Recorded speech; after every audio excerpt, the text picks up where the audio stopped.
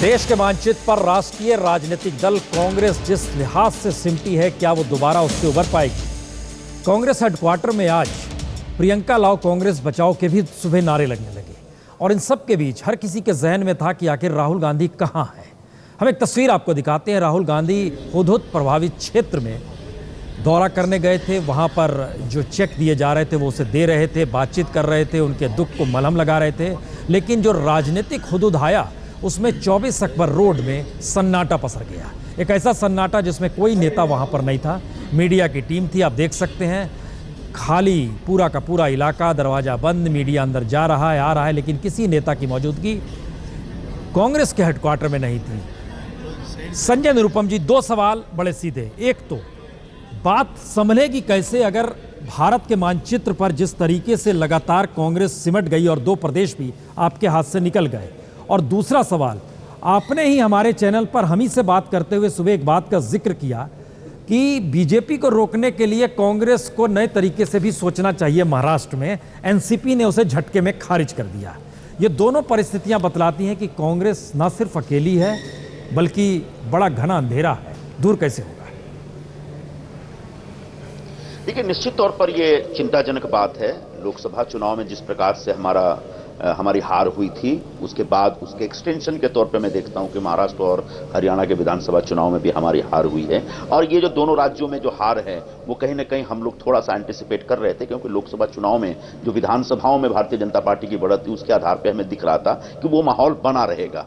तो ये चिंता की बात है और निश्चित तौर पर इस चिंता को दूर करने के लिए चिंतन किया जाएगा और चिंतन करने के बाद कांग्रेस पार्टी नए सिरे से, नए अंदाज में अपनी गलतियों को दूर करते हुए, अपनी खामियों को पहचान कर उसको दूर करते हुए आगे आने का प्रयास करेगी। जनता का विश्वास टूटा है तो जनता का विश्वास कैसे पुनः अर्जित किया जाए, इस दिशा में निश्चित तौर पर प्रयास किया जाएगा।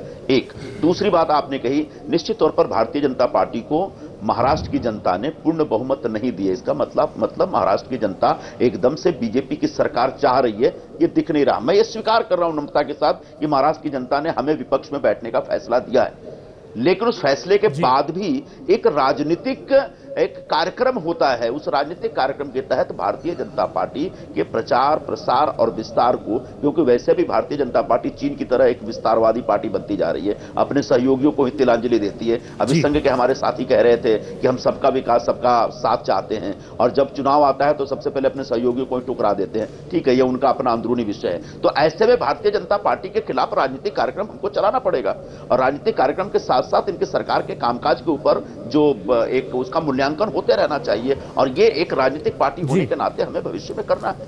अब एनसीपी ने जो ऑफर दिया वो एनसीपी का ऑफर है और भारतीय जनता पार्टी को इस पर टिप्पणी करनी है। जी शहनवाज जी, एक चीज बताइए, हम लोग सुबह से देख रहे हैं तमाम जगहों पर जो चर्चा चल रही है और अब रात में जब आए हैं, एक एनालिसिस क्या ये नहीं है कि अगर एनसीपी खुला ऑफर समर्थन का नहीं देती तो आप लोग की स्थिति बड़ी नाजुक हो जाती? क्योंकि झटके में ऑफर देकर एक मैसेज अब आ चुका है, जबरदस्त ऐतिहासिक परिस्थितियां हैं, मैजिक है नरेंद्र मोदी जी का, ये सारी चीज आई है। अगर मान लीजिए एनसीपी ने नहीं खुला ऑफर दिया होता तो कहीं ना कहीं शिवसेना का रुख दूसरा होता, वो फोन नहीं करते जो फोन शाम में गया बधाई के लिए। ये सारे फोन सुबह ने एनसीपी का समर्थन देने के बाद से डेवलपमेंट शुरू हो गए, क्योंकि कमजोर और नरम पड़ गई शिवसेना। शहनवाज जी, देखिए पुनप्रसन जी, ये जो सवाल आ रहा है ना, ये काल्पनिक तो मेरे लिए है, क्योंकि हमें तो ये भी नहीं मालूम था कि एनसीपी ने समर्थन करना है, और ये भी मालूम देर से हुआ कि उनका फ़ोन आया। अब उसको जोड़कर आप देख सकते हैं, आपको ये पूरा अधिकार है उसको एनालाइज करने का। लेकिन भारतीय जनता पार्टी के बारे में जो संजय निरुपम कह रहे हैं कि चीन की तरह विस्तारवादी हम हो गए हैं, हमने कहीं तिब्बत हड़पा नहीं है, बल्कि हमने कांग्रेस की सरकार जनता ने हटाई है।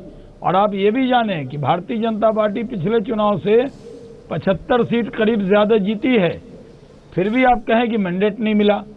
अब ये तो बहुत ताज्जुब की बात है कि मैंने पहले भी कहा कि अरे जीत हार होती रहती है, लेकिन साफ मैंडेट है, साफ संदेश है कि महाराष्ट्र में जहां भारतीय जनता पार्टी बहुत मजबूत नहीं थी, बहुत जगह 25 साल से हम तो करीब 170 सीटों पर चुनाव लड़ते ही नहीं थे, बीच चुनाव में मैदान में गए और अकेले न जाने की इच्छा के बावजूद जाना पड़ा और फिर भी ऐसा परफॉर्मेंस है तो समझिए महाराष्ट्र की जनता नरेंद्र मोदी पर कितना विश्वास करती। और शर्मा जी राष्ट्रीय अध्यक्ष अमित शाह जी ने पूरी रणनीति बना के चुनाव लड़ा। तो इतना कहना कि 75 सीट ज्यादा जीतने के बाद भी महाराष्ट्र की जनता ने हमें सत्ता का संदेश नहीं दिया है, ये सही नहीं है। हमें मैंडेट मिला है सरकार बनाने का, सरकार चलाने का। उसमें कुछ लोग साथी आएंगे, कुछ लोग साथ देंगे।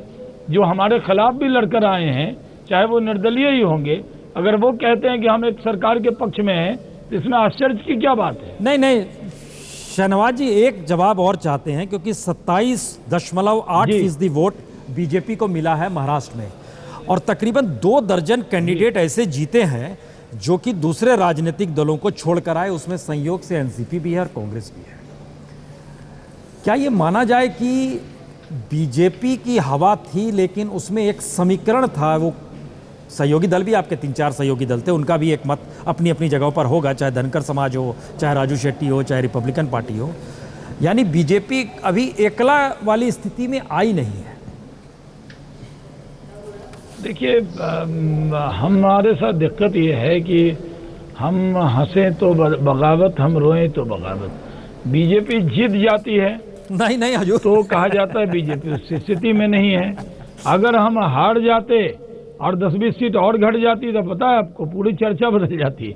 हमें याद है कि जब बिहार के अंदर सिर्फ 2 सीट कम हो गया, तो आप देखिए कितना उपचुनाव के बाद डिबेट शुरू हो गया, बीजेपी खत्म हो रही है, जादू खत्म हो रहा है।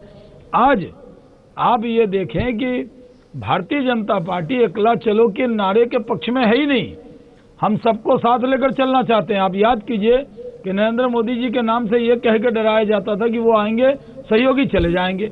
एक नीतीश कुमार गए तो रामविलास पासवान आ गए, तो उसके साथ हमारे साथ चंद्रबाबू नायडू आ गए। आज 23 पार्टियां हैं और हम अकेला चलो, चाहे हम कितने भी ताकतवर हों, जो हमारे एलाइज हैं उनको छोड़कर हम चलने वाले नहीं हैं। लेकिन जो अमित शाह जी ने कहा अपने प्रेस कॉन्फ्रेंस में कि जमीनी सच्चाई क्या था, हमसे हरियाणा में विश्नोई जी कितनी सीटें मांग रहे थे, जितनी हम जीते हैं उतनी भी हमको नहीं दे रहे थे, और हमसे 2-3 सीटों के लिए शिवसेना हमसे रूठ कर चली गई।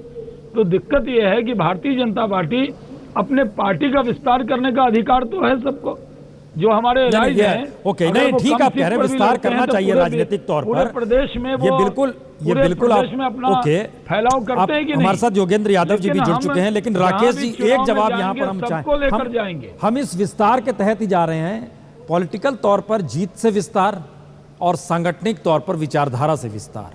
क्या आपको लग रहा है कि कहीं शिवसेना को लेकर ये उलझन अगर दूर जल्दी हो जाएगी तो अनुकूल रहेगा, या आपको लगता है कि एनसीपी ने एक उलझन पैदा कर दिया है?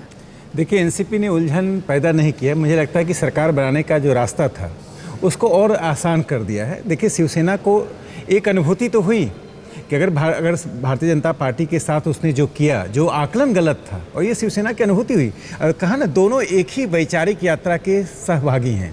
तो दोनों का मिलना कोई अस्वाभाविक नहीं है, असहज नहीं है। दोनों राष्ट्रवादी हैं, दोनों का हिंदुत्व एक विचारधारा है, एक प्रगतिशील विचारधारा है, जिसे लोग सांप्रदायिक विचारधारा कह देंगे, लेकिन वो जिससे संजय निरुपम भी उसी के उपज हैं। इसलिए आज संजय निरुपम जी ने सुबह में कहा था कि शिवसेना, एनसीपी और कांग्रेस में एक गठबंधन होना चाहिए। कारण क्या था कि इनका जो आरंभिक प्रशिक्षण था वो शिवसेना का है, तो वह जो आरंभिक प्रशिक्षण है और जो वैचारिक एक इम्पैक्ट है, राजनीतिक स्ट्रेटेजिकली अगर देखिए तो लड़ाई हो रही है तो फिट क्यों नहीं बैठेगा? नहीं तो कर ही सकते हैं। आम आदमी पार्टी ने दिल्ली में कांग्रेस से समर्थन ले लिया था और 49 दिन की सरकार चलाई, फिर उसी के समर्थन को वापस करके फिर दोबारा समर्थन लेने की कोशिश की।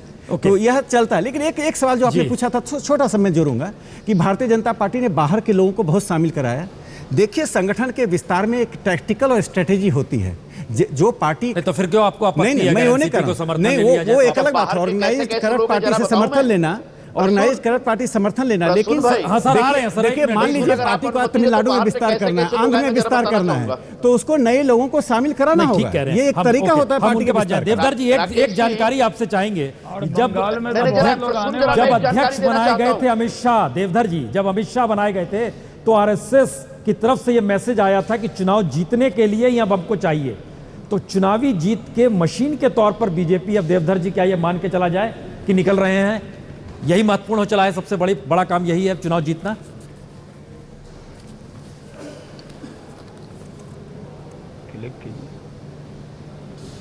बोले देवधर जी, आप ही से सवाल पूछ रहे हैं।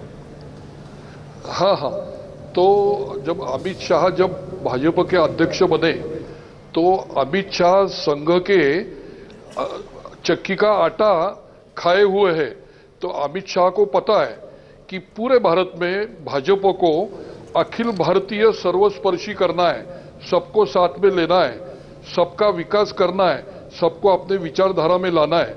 तो अमित शाह ने सब लोगों को साथ में लेके अपने मार्ग किया होगा। अमित शाह ने एक भी वजह बाकी नहीं की, सिर्फ बेरिस की।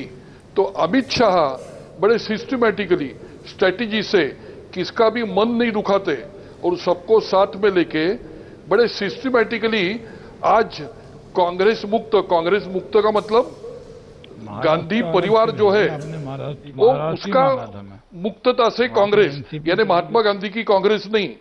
तो ये हिसाब से काम कर रहे और इसमें सबको साथ में ले रहे इसको, और इसीलिए ओके, इसको आप फिट केस मान रहे हैं कि अमित शाह जिस रूप में आ गए। योगेंद्र जी, आप लोग हरियाणा में चुनाव नहीं लड़ रहे थे, लेकिन हरियाणा के टेंटेड उम्मीदवारों को लेकर आप लिस्ट जारी कर रहे थे, बता रहे थे, तो जो जेल में थे वो नहीं जीत पाए, चौटाला परिवार हार गया, ये स्थिति भी आ गई हरियाणा में।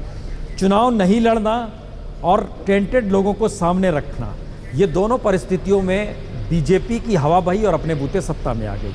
आपने एक ऐसी जमीन नहीं बना दी जिसमें जो वहाँ की जो खाप पंचायत और जो चौपालों के जरिए चीज़ें तय होती थी वो हट जाए, मुद्दे दूसरे आ जाएं। इसका मलाल नहीं रहा कि चुनाव नहीं लड़ पाए? जो भी राजनीति में होता है, अगर चुनाव नहीं लड़ता है तो जाहिर है मलाल तो रहता है, रहना चाहिए, और ये कोई पहली चॉइस कभी हो नहीं सकती। इस मुद्दे पे हमने पार्टी में काफ़ी बहस की, काफ़ी खुली बहस की, और आखिर में पार्टी ने राष्ट्रीय स्तर पे एक नीतिगत निर्णय लिया कि दिल्ली के चुनाव से पहले हम कहीं पे भी विधानसभा चुनाव एक जनरल लेवल पे नहीं लड़ेंगे। ये पार्टी की विशिष्ट परिस्थिति में लिया गया, और जिसका मतलब ये नहीं कि चुनाव में हम कुछ नहीं करेंगे। हमने जाके प्रचार किया, लोगों को चेताया, लोगों के पास मुद्दे लेके गए। आपने कहा दागी उम्मीदवारों की 26 की सूची जारी की, संतोष है कि उनमें से 24 चुनाव हार गए हैं, केवल 2 लोग ही जीत पाए हैं। लेकिन इतना बड़ा श्रेय न तो मैं उनकी हार के बारे में लूँगा, ना ही हरियाणा का जो ओवरऑल परिणाम रहा है वो हमारी एब्सेंस के कारण बदला होगा। इतना बड़ा श्रेय मैं अपने आप को अभी देना नहीं चाहता। अभी हमें उसके लिए बहुत ज़्यादा काम करने की ज़रूरत होगी वहाँ पहुँचने के लिए। एक कमेंट यहां पर आपसे चाहेंगे, चूंकि आप पहले सफोलॉजिस्ट के तौर पर थे, चुनावी आकलन करते थे। कांग्रेस का फिसलना, बीजेपी का आगे बढ़ना, चेहरा नरेंद्र मोदी का जो कि चुनाव चिन्ह से भी बड़ा चेहरा हो गया है, और हर कोई कहता है वोट हमने कमल पे नहीं नरेंद्र मोदी को दिया है। ये स्थिति भारतीय राजनीति में एक नई है, या ये माना जाए कि पुरानी स्थितियों का नया तौर पे दोहराव हो रहा है? एक मायने में नई है, एक मायने में दोहराव हो रहा है। नई ये है कि भारतीय जनता पार्टी जिस तरह से आगे बढ़ रही है वो अभूतपूर्व है भारतीय जनता पार्टी के लिए, कांग्रेस के अलावा किसी भी पार्टी के लिए अभूतपूर्व है। यदि मेरी पार्टी को इतनी सीटें मिलती जैसी आज भारतीय जनता पार्टी को मिली है हरियाणा और महाराष्ट्र में, तो मैं उसे सफलता बताता ना। अगर तब कहता तो आज क्यों ना कहूँ। भाजपा को सफलता मिली है, बड़ी सफलता मिली है। भाजपा बढ़ रही है, कांग्रेस सिमट रही है, और कुछ राज्यों में तो कांग्रेस अब ऐसा लगता है कि बैठ रही है, सिर्फ सिमट नहीं रही। और जहाँ जहाँ कांग्रेस एक बार बैठी है वहाँ उठी नहीं है, तो एक शून्य पैदा हो रहा है। लेकिन एक दूसरे मायने में स्थिति नई नहीं है। अभी मुझसे पहले कोई सज्जन कांग्रेस मुक्त भारत की बात कर रहे थे। जो कांग्रेस एक पार्टी है, और कांग्रेस एक फिनोमिना का नाम है, एक भूत का नाम है, एक आत्मा का नाम है। मैं समझता हूं कि भारतीय जनता पार्टी जैसे जैसे सफलता की तरफ अग्रसर होती जा रही है, उसका कांग्रेसीकरण होता जा रहा है। एक तरह से कांग्रेस से देश मुक्त हो रहा है, लेकिन कांग्रेस की जो बीमारी है वो भारतीय जनता पार्टी की आत्मा में घुसती जा रही है। ये जो चुनावी मशीन भारतीय जनता पार्टी बना रही है, ये चुनावी मशीन बिल्कुल कांग्रेस के हथकंडों को लेके बनाई जा रही है। उसमें 1-2 हथकंडे एक्स्ट्रा हैं। लेकिन हरियाणा में क्या किया भारतीय जनता पार्टी ने? कैंडिडेट कांग्रेस से उधार लिए, तिकड़म रणनीति कांग्रेस वाली थी। पहले कांग्रेस पे कहते थे पैसा बहाती है, इस बार बीजेपी ने कांग्रेस से ज्यादा बहाया। शहनवाज जी जवाब देना पहले लोग चाहते हैं कहते इसका? थे कि जोगेंद्र इनेलो जी, थोड़ा सा बड़ा तीखा सवाल है ये, लहती हमको लगता है उनका करती थी, जवाब ले भाजपा ने लेना भी वो चाहिए। किया है।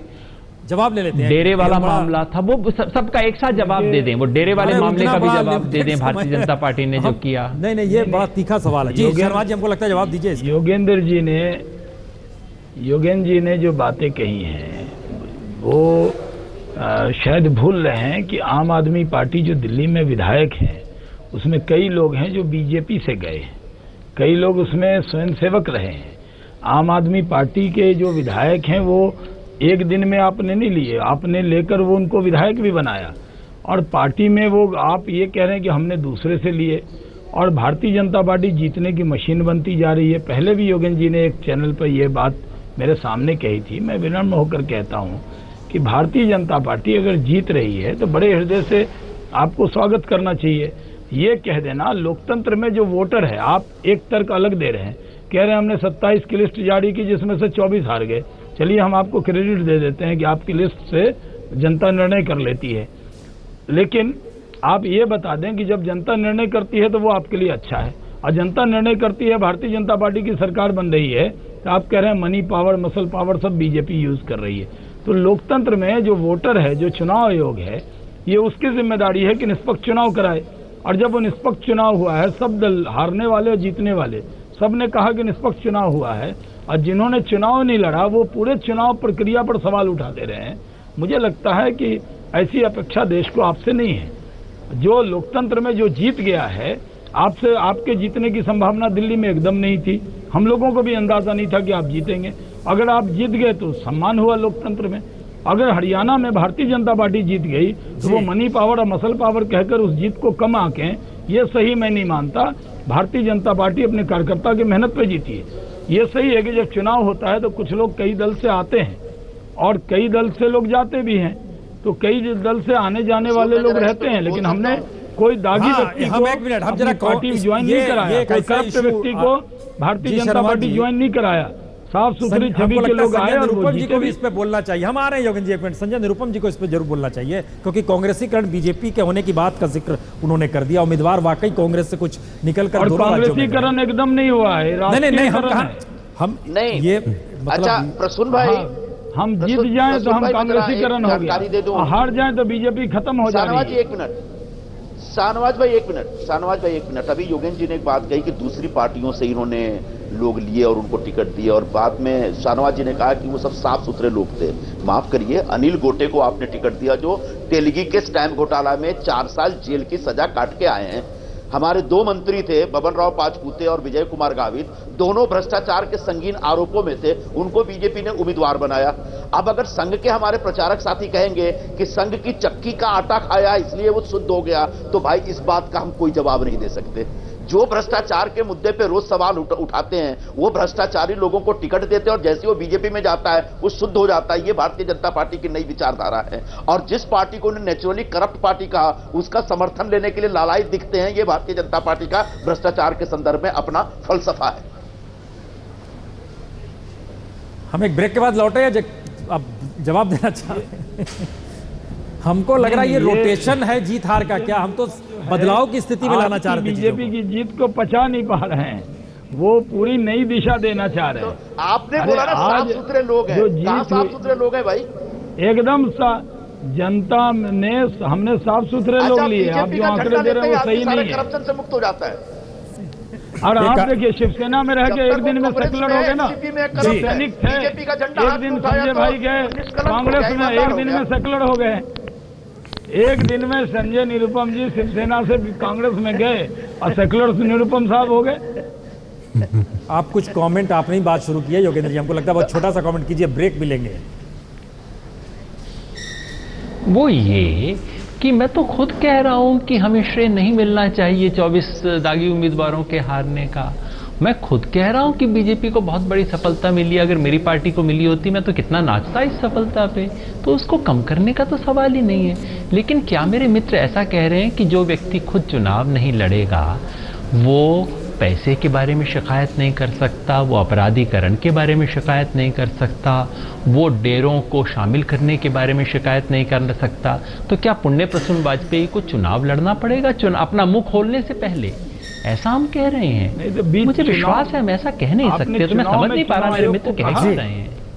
शहनवाज जी कोई आखिरी कमेंट कर दीजिए तो बड़ा महत्वपूर्ण हो है जाएगा। कि नहीं, मेरा यह है कि आपने चुनाव आयोग को कंप्लेन किया मनी पावर मसल पावर का, बीजेपी के किस कैंडिडेट के खिलाफ किया? एक नहीं आपको कई पूरा अधिकार कंप्लेन करने किए। का,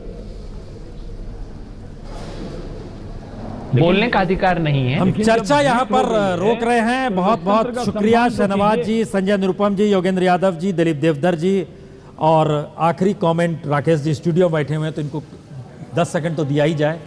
देखिए ये मुझे मुश्किल तो है दौर, लेकिन मुश्किल दौर नहीं है। मैं एक बात कहना चाहता हूं कि हरियाणा के बारे में योगेंद्र जी बता रहे थे। देखिए हरियाणा में जो वोटिंग ट्रेंड चेंज हुआ है, बहुत ही प्रगतिशील वोटिंग ट्रेंड हुआ है। वो मसला है जी, इससे कहाँ इनकार है? जाति से ऊपर उठकर लोगों ने वोट दिया। दलित, ब्राह्मण, जाट, गुजर अगर एक पार्टी को वोट देते, डेमोक्रेटिक कॉन्शसनेस के लिए नरेंद्र मोदी, बीजेपी और अमित शाह को बधाई देनी चाहिए।